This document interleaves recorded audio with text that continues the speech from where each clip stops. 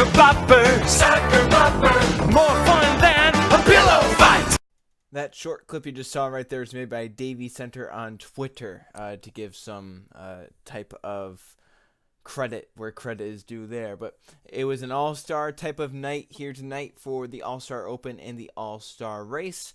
In the AllStar Open, Daniel Hemrick had the pole and quickly showed that he probably had the fastest car of the race. He quickly pulled ahead to about a 2-3 second lead over the rest of the field. Never really looked back as Kyle Larson couldn't really close in second. However, the caution comes out with I think about 4 or 3 laps to go in the stage, and it ends up affecting Hemrick to where there's overtime in the stages in the AllStar Open and the AllStar Race. So Hemrick stays out along with some others. The green flag comes out. Hemrick gets a bad restart. Larson and Bubba Wallace jump out to be side by side, and at the white flag, and it ends up coming to the checker flag. William Byron gets to the inside, pushes Bubba Wallace wide, and then they hit and bang into the AstroTurf, and Byron beats Bubba to the start-finish line. William Byron actually advanced through stage 1. He was 4th at the white flag of the stage, so big props there to William getting through on that. Stage number 2 is pretty much the same. You know, we had a caution come out late in the stage set up for stage overtime, and then it ended up with Bubba Wallace once again staying out some others. Bowman didn't get a good jump from the lead. He dropped back, and then it was Bubba Wallace battling off the corner with Daniel Suarez. They hit into the AstroTurf. Suarez actually spun out, and Bubba Wallace won stage 2. He advanced into the All-Star Race, which was a big moment for him and Richard Petty Motorsports, as the future is very uncertain for both of those, driver and team. And then stage number 3 is pretty calm with Kyle Larson advancing through, winning the AllStar Open, and it ended up with Alex Bowman getting the fan vote anyway. So all of them kind of bumped their way in for a 19-car field in the AllStar Race. During the first stage, it was not a stage to remember at all. It was actually pretty bland. The first stage was the AllStar Race. Not much happened. They got strung out early on the stage. Kurt Busch, Jimmy Johnson, some others towards the back. They fell 10 seconds behind the race leader, more than 10 seconds behind. And it was just a lackluster stage. Not much happened. Kyle Busch ended up winning it. Stage 2 got a little bit better. Kevin Harvick won that. Stage number 3 was a little bit better than the one before, where Joey Logano won that. And stage number 4, the final stage, crazy 15-lap only green flag lap shootout.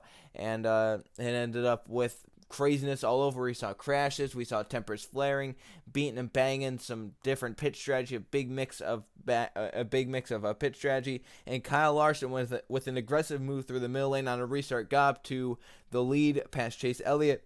Caution flew, he kept the lead on the restart, and Kyle Larson goes on to win the All-Star Race and $1 million, and that is a great way to try and turn the season around. He's got some momentum now heading into the next few races. It's been a pretty poor season for Larson. He hopefully can turn it around, maybe get a win here in the coming weeks, because he just got it here tonight. The Millennial car ends up finishing second. As you can see right there, he got a participation trophy for ending up in the second position.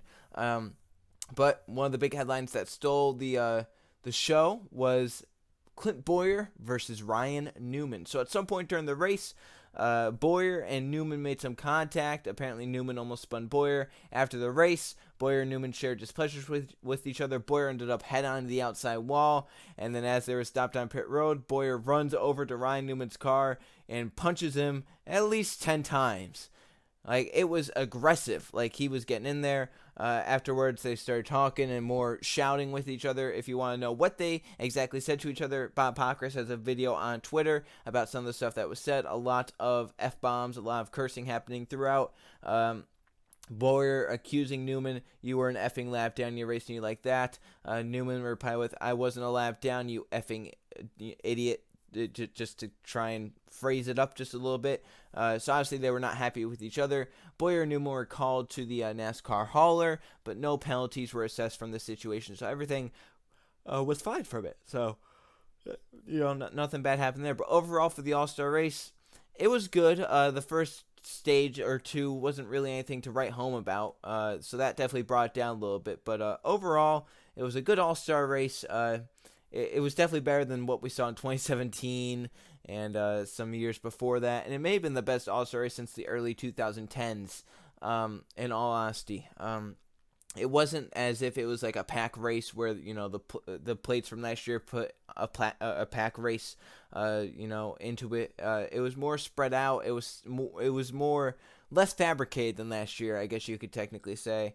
And drivers were able to control their destiny just a little bit more. So it created for some good racing.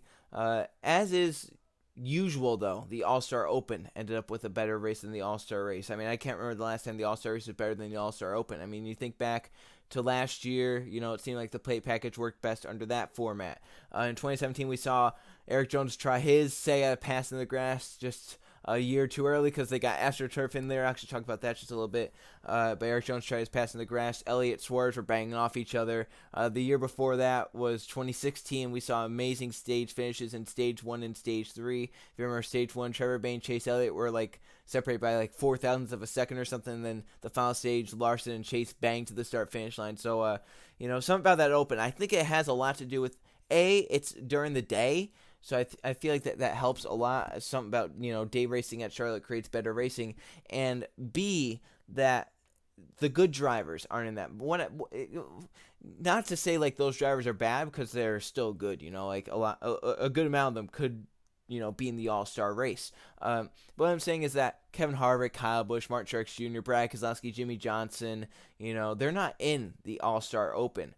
And basically what happens is Harvick, Kyle, Truex, Logano, Brad, they've been the best of the best. So they're always going to be at the front. You eliminate those drivers from the race, and it's going to create a better race because those drivers have been running closer together, 10th to 20th on the racetrack for a lot of the year. So, I mean, you take those front drivers out of the equation, you have a closer race. And I think that's what happens in the All-Star Open each and every year. You take the good drivers out of the equation, and everyone gets closer together because they're all, the racing seems to be close together at the front. But it's really just because that's basically what the battle would be like for about 15th in a normal race. But talked about the AstroTurf that they installed because of the Roval race.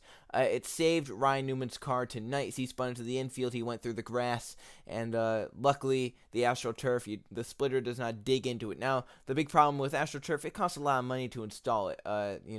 Charlotte only did it because they had the Roval section. If they did not have the Roval with the section going down through the grass, they probably would not have AstroTurf in there. They put AstroTurf in there in case a car got off course in the Roval. It would be a little dangerous to have that happen. So it works, but it is expensive.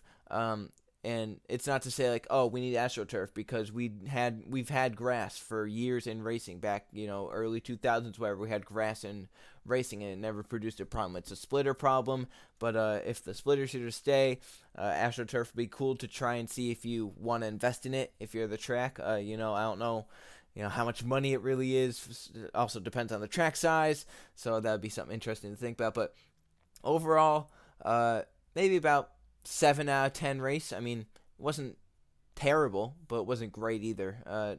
It will have some things that you'll remember. Obviously, the Boyer-Newman fight will stay for a long time. That'll be something that stays. Dillon had some tempers with Kyle Busch. We saw craziness all over the racetrack on the final stage. We saw crashes. We saw good racing. And in the AllStar Open as well, we saw 2 great finishes to stages. And we also saw some tempers between Daniel Hemrick and Ryan Preece when they both got into the wall. But something I also want to talk about is overtime for stages. This was something I'm not really a fan about, having overtime in the middle of a race. Because technically in the AllStar Open, it doesn't end until the end of the last stage. So having overtime attempts in stages just made it feel weird to me. I feel like Hemrick and Bowman got nubbed a little bit of stage wins and being able to advance through that. Even though it did produce some exciting finishes in those stages, I thought it was weird. But what I think is even weirder and makes overtime in the AllStar Open look smart is the fact that we have overtime in the AllStar Race stages. There's absolutely no reason to have that. You know why? We have 4 stages. The first 3 mean absolutely nothing. You win the stage, you don't get anything. Back, I think, around 2015, if you won stage 1 of the AllStar Race, you were set to start first no matter what. If you won stage 2, you were set to start second in the final stage no matter what. So it had some incentive to winning them. But now it's just why are we going to overtime if it's just another segment? It's just a segment end. It's just another caution. We're getting 2 more laps of excitement, quote unquote. But something in the back of my mind that I really wanted to have happen, which normally isn't a thought in my mind, but I just thought it would be a little evil for it to happen, is that we had maybe like a restart, an overtime restart in like segment 1 or segment 2, and then like half the field wound their cars up, and it was only like a 9-man race for the $1 million, because that would have looked bad for NASCAR.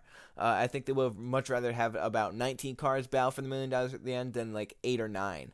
So I don't really get why we have overtime for stages in the All-Star race specifically, especially since it doesn't really mean anything. It's not like they're fighting for anything. It's just a stage when you don't get money, you don't get a trophy, you don't get a starting spot for the final segment. I mean, it's just pointless, really. So I thought that was weird. I'm not really a big fan of that. I feel like they just kind of wasted some time doing that, and it really didn't produce anything. Luckily, it only happened once during the race. It only happened during segment number 1. So it only happened once, thankfully, because it was pretty stupid. I was pretty bitter about that. I don't know why I was bitter about it, but I was just kind of like, well, that's stupid. That's like forced entertainment, I guess. It wasn't really anything entertaining about it. I mean, if I was a driver and we had a overtime restart in a stage, I wouldn't be pushing it. I mean, I still have 3 stages left to go and get up there, so I wouldn't really be pushing it too hard to get up there. But another thing is that something about these exhibition races, as per usual, it gets better the longer it goes. In exhibition races, obviously, normally the beginning of the race is a little slow, the end of the race gets better. You know why? Because in an exhibition race, you're not fighting for points in the middle of the race, but you're just fighting for the end of the race. You're fighting for the $1 million that they pay out at the end of the race.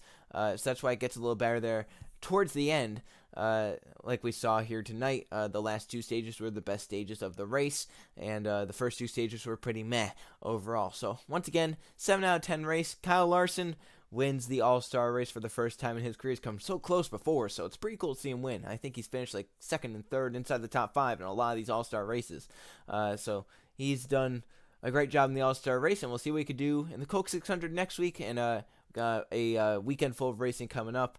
We obviously had the All-Star races this week, the truck race on Friday, and coming up we have the Xfinity race, and then on Sunday the day of racing with Monaco, and then the Indy 500, and then the Coke 600. So it's a day full of racing. It's a fun day of racing, and I'm looking forward to that for sure. 600 miles of racing, and it's a fun one for sure. And salute or no, that's just something else to think about, the midway salute, because that is apparently a huge problem with NASCAR these days, having a salute mid-race. I have no comment on the issue because it's a stupid thing to argue over, in my opinion. There's a lot better things to be arguing over, like the chase or the rules package, but we choose to argue over NASCAR giving like 10 seconds to troops in the middle of the race, even when there's already going to be a stage break.